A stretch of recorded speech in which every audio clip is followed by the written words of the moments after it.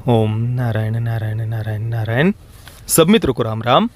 दोस्तों, अभी अभी मैं कन्नड़ा फिल्म कब्जा का हिंदी वर्जन देखकर थिएटर से बाहर आया हूँ। आज 17 मार्च को फिल्म थिएटर में रिलीज हुई है। फिल्म मात्र 2 घंटे और 16 मिनट की है।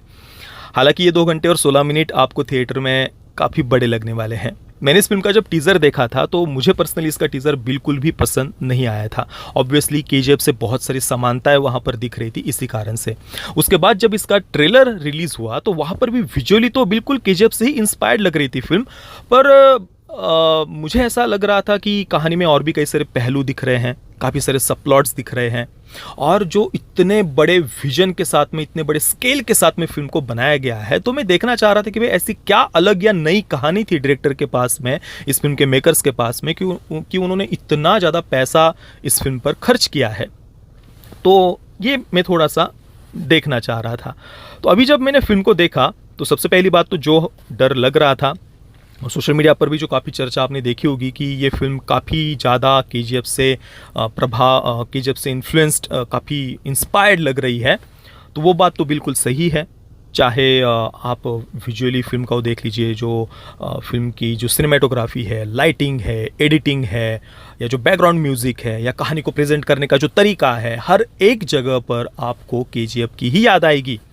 जैसे कि एडिटिंग की अगर हम बात करें तो बार बार बार बार बार बार स्क्रीन का ब्लैकआउट होना, पूरी स्क्रीन काली हो जाती है। बहुत फास्ट एडिटिंग के बीच बीच में छोटे छोटे शॉट्स हमें दिखाए जाते हैं अलग अलग एंगल से किसी एक्शन सीक्वेंस में, और उस समय स्लो मोशन में एक्शन सीक्वेंस जब चल रहे होते हैं, ये बार बार स्क्रीन ब्लैकआउट होती जाती है। उस समय एक लाउड, बहुत तेज़ ऐसा म्यूजिक बैकग्राउंड में बजते जाता है, और फिल्म का जो लीड कैरेक्टर है वो बैकग्राउंड में कोई बहुत ही ऐसा गहरे बेस के साथ में, थोड़ा सा इको भी उसमें होता है, थिएटर में वो आवाज़ गूंजती है।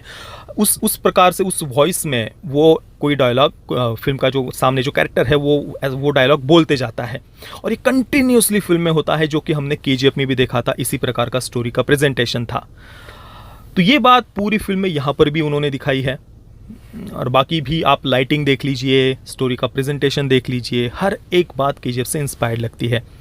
अब दूसरा, जो मुझे लग रहा था कि कहानी शायद कुछ अलग होगी, तो जब आप फिल्म को देखेंगे तो आपको लगेगा कि भाई कहानी केजीएफ से काफ़ी अलग है, पर अगर आप थोड़ा सा और गहराई में जाएंगे, थोड़ा सा और सोचेंगे कहानी के बारे में, तो बेसिक जो थीम है उसमें भी आपको कोई फ़र्क दिखाई नहीं देगा। जो भी एक गैंगस्टर्स पर आधारित जो फिल्में होती है, जो अंडरवर्ल्ड पर आधारित फिल्में होती है, उनकी जो टिपिकल सी बेसिक सी कहानी होती है वही यहाँ पर भी है।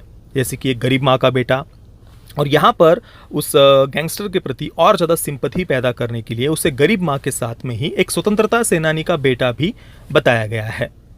फिल्म की कहानी 50 के दशक से लेकर के 90 के दशक के बीच में स्थित है, 1945 से लेकर के लगभग 1986-87 तक। तो ये जो गरीब माँ का बेटा है वो एक स्वतंत्रता सेनानी का भी बेटा है। इस बेटे को बिल्कुल संत की तरह दिखाया है, बचपन से ही वो बिल्कुल संत जैसा है। तो ऐसा ये जो संत बेटा है वो कैसे अंडरवर्ल्ड का सबसे बड़ा डॉन बनता है, अंडरवर्ल्ड पर कैसे वो कब्जा करता है, उसकी ये पूरी जर्नी उन्होंने फिल्म में दिखाई है। और इसके साथ में थोड़ी सी एक लव स्टोरी वाला सब प्लॉट भी उन्होंने कहानी में ऐड किया है। बाकी तो वही विजुअली और इवन आप जो कुछ सुनते भी हैं, चाहे वो म्यूज़िक हो या डायलॉग्स हो, हर जगह पर आपको बस केजीएफ की याद आने वाली है। तो क्या जिन्हें केजीएफ पसंद आई थी उन्हें ये फिल्म पसंद आएगी?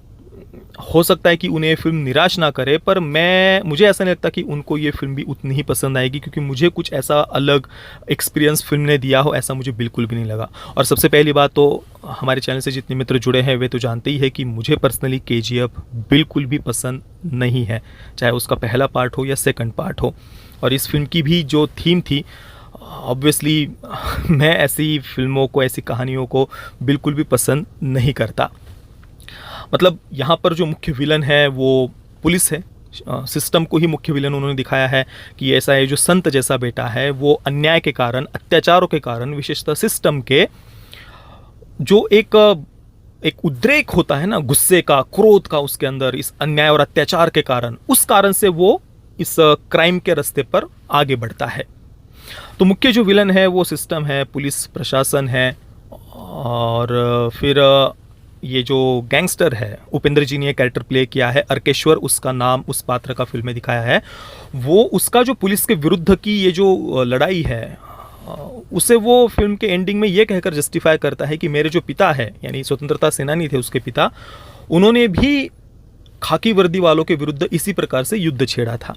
हालांकि इस बात में कोई लॉजिक नहीं है, क्योंकि विदेशी आक्रांताओं के विरुद्ध जो स्वतंत्रता संग्राम था उसकी तुलना आज हम लोकतंत्र के समय में नहीं कर सकते। इसमें कोई लॉजिक ही नहीं है। पर टिपिकली जो क्राइम थ्रिलर्स में होता है, या मुख्य विलन सिस्टम, शासन, प्रशासन ही होता है। और मुझे पर्सनली ऐसी कहानियाँ बिल्कुल भी पसंद नहीं है। हाँ, 2-4 पुलिस वालों को आप करप्ट दिखा दो, भ्रष्ट दिखा दो, वो एक अलग बात होती है। परंतु जब आपकी लड़ाई पूरे के पूरे सिस्टम के ही विरुद्ध हो, तो फिर ऐसे कैरेक्टर के प्रति मेरे मन में तो कम से कम बिल्कुल भी सिंपैथी नहीं बन सकती। इसके अलावा जो लव स्टोरी वाला पार्ट था वो एक थोड़ा अच्छा था। शुरुआत में जो एक भजन जैसा गाना उन्होंने जो दिखाया है वो भी मुझे बहुत पसंद आया। लव स्टोरी वाला पार्ट भी ठीक था। और एक और जो बात मुझे फिल्म में पसंद आई वो है हिंदी डबिंग। बिल्कुल शुद्ध हिंदी का प्रयोग उन्होंने किया है। ये एक बात फिल्म की बहुत बढ़िया थी।